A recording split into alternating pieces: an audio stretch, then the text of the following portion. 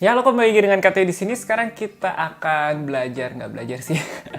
Nah, seperti yang kalian sudah lihat judulnya, KTO mau bagi pengalaman gimana KTO beli barang impor di tengah pandemi ini ya.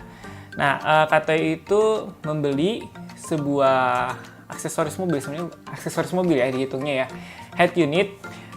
Waktu itu KTO itu belinya ya di AliExpress. Harganya itu sekitar 104 dolar gitulah, kalau misalkan dirupiahkan itu sekitar 1,5 jutaan.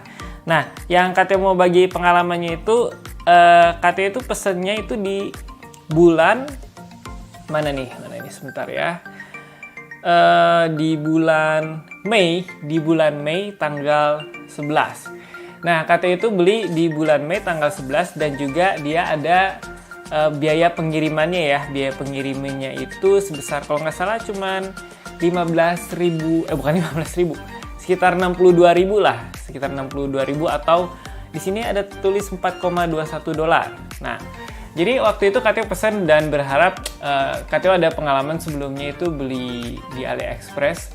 Sebelumnya itu pengirimannya ada yang sebulan, ada yang 1,5 bulan gitu. Nah, setelah berjalannya waktu akhirnya datang juga nih paket. Ini masih disegel ya. Nah, tapi sebelum kita mau unboxing dan kenapa diplastikin gitu, mungkin kalian mau beli di AliExpress gimana cara bayarnya dan segala macam. Nah, nanti aja kita buka unboxingnya. Nah, tapi katanya mau bagi pengalaman dulu ketika katanya bayar. Kalian bisa bayarnya itu pakai, biasanya kan kalau di AliExpress itu pakai kartu kredit ya. Nah, kalau misalnya kalian nggak punya kartu kredit, nah kalian bisa install yang namanya Doku Wallet.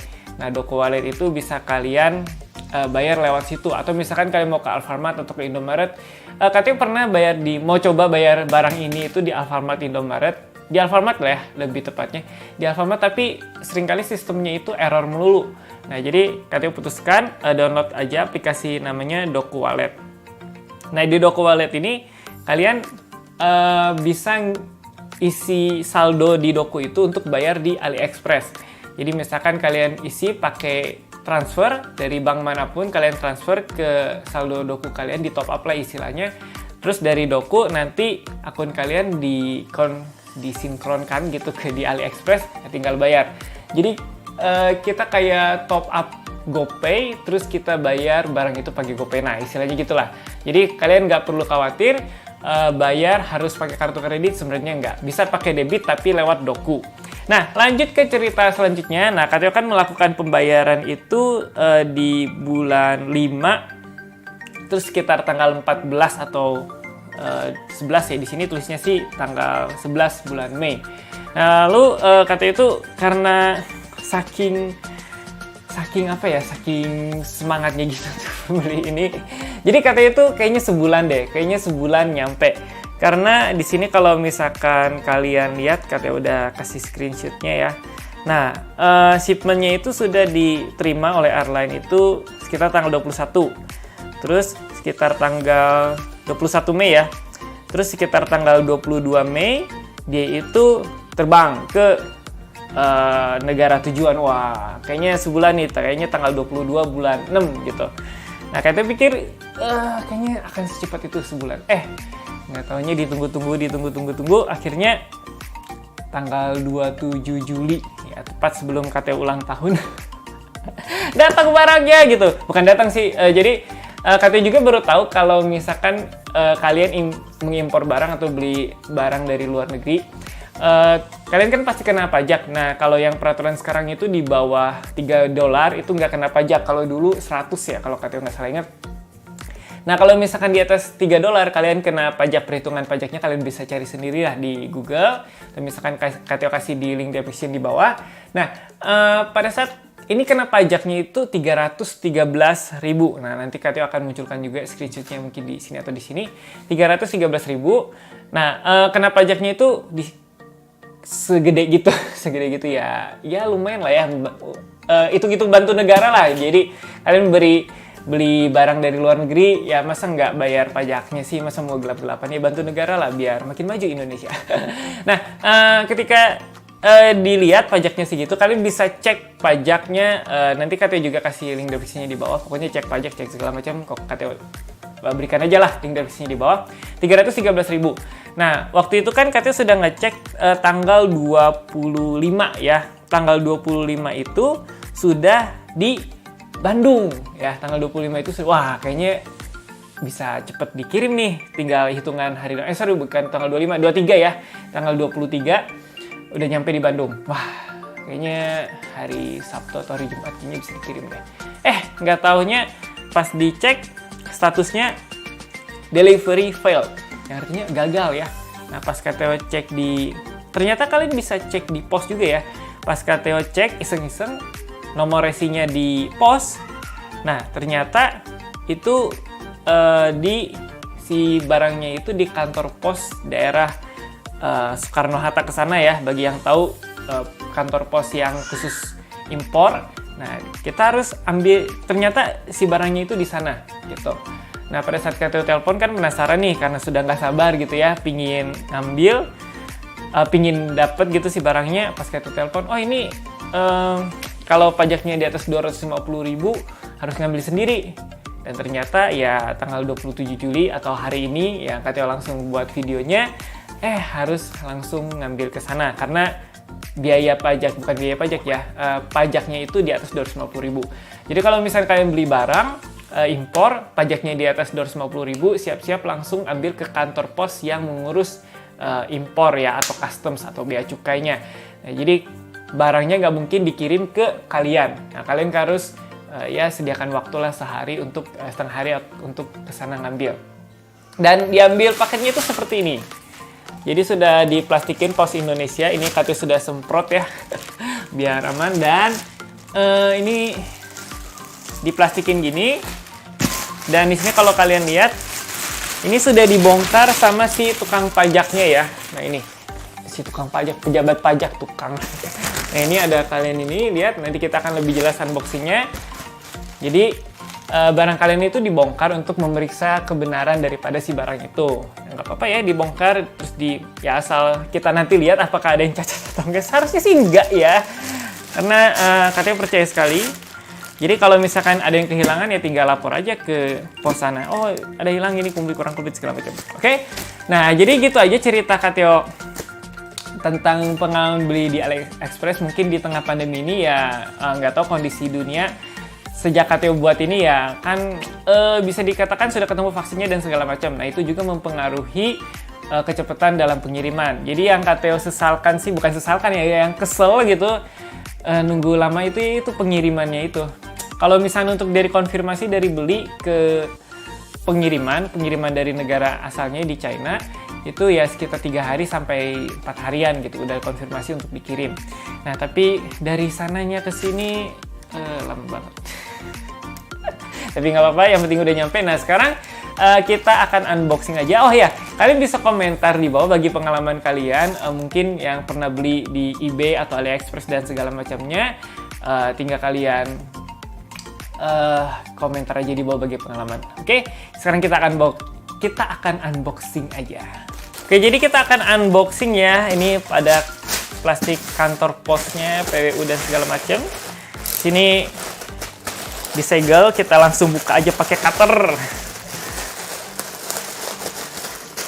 Lumayan tebal ya plastiknya ya. Aduh. Oke. Nah, ini kita sudah buka si plastiknya.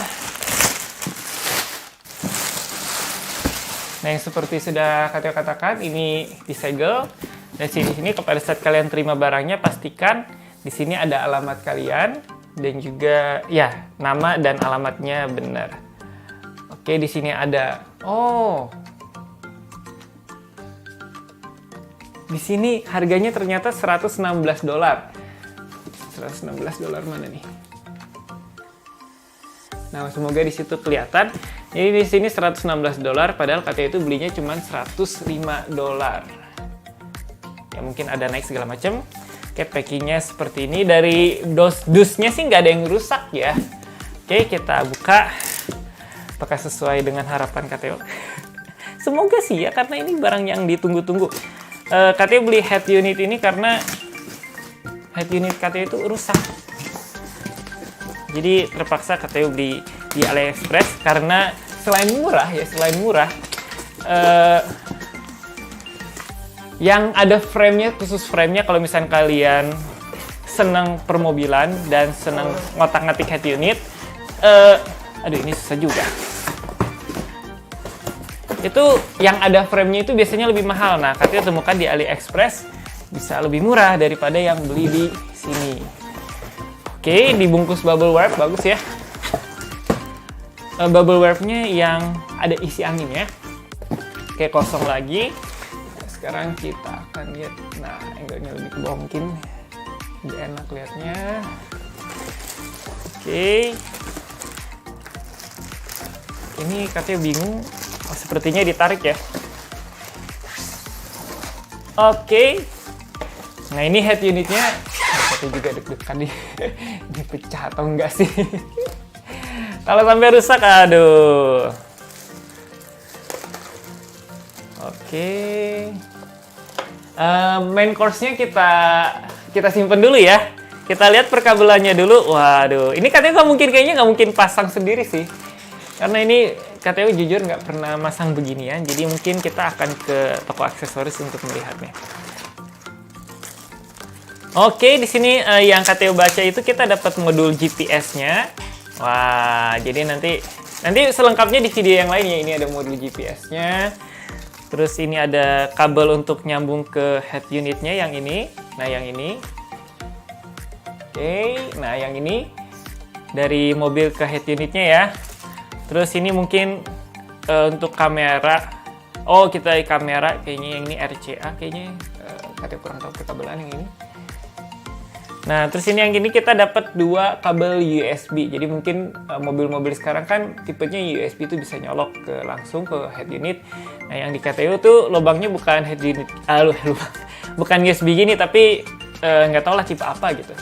Nah, terus kita dapat suratnya, oh ada kartu garansi. Bukan, ada user manual. Nah, biasanya barang dari Cina itu nggak ada user manualnya. Ini kita dapat user manualnya. Jadi kita bisa baca-baca dulu. Oke, nanti kalian baca. Wes, ada kartu garansi. Jadi bagi yang ragu, ini KTO bukan promosi, tapi KTO tidak menyangka dapat kartu garansi dan juga user manual. Biasanya KTO baca itu di apa sih namanya? Review-reviewnya nggak dapat. Oke. Ini juga apa ini? Oh, ini ada suratnya dari Seiken Team. Nanti link pembeliannya KTO pasangkan di sebentar, ada di link description ya. Oke, ini bubble wrap. Dan ini adalah main course-nya. Jeng head unit yang KTO tunggu-tunggu. Oke. Wah. Ini plastiknya ya plastik sih. Dan ini kenapa KTO beli yang dari China dan sebentar. KTO inspeksi dulu. Tidak ada lecet. Frame-nya nggak pecah. Oke, di sini ada soket-soketnya ya. Oke, soket-soketnya yang KTO nggak akan ngerti. Nanti mungkin KTO akan pasang di bengkel aksesoris yang dekat rumah KTO. Oke, jadi ini adalah 9 inch, head unit 9 inch dengan spesifikasinya RAM-nya 2 GB dan juga memorinya itu 32 GB. Nah, kenapa KTO pilih yang RAM-nya 2 GB dan 32 GB? Biar awet aja gitu, nggak ngelek-ngelek. Dan harganya untuk yang segini itu cuma 1,5 juta dengan plus frame. Plus frame ya, KTO ingatkan sekali, plus frame. Nah, kalau di Indonesia yang plus frame itu KTO lihat di Shopee ada yang 5 juta, aduh 5 juta. Ada yang 3 juta, frame-nya aja udah mahal banget. Jadi, ini KTO belum coba fungsinya, nanti di video yang lain kita akan coba fungsinya ya. Tapi KTO puas, sepertinya tidak ada yang segala macam. Oke, jadi untuk unboxing kali ini KTO paling puas ya, karena tidak ada goresan dan semuanya aman. Oke? Sampai jumpa di vlog berikutnya karena KTO berikutnya akan masang ini ya. Kita akan tunggu aja perjalanannya seperti apa. Wah.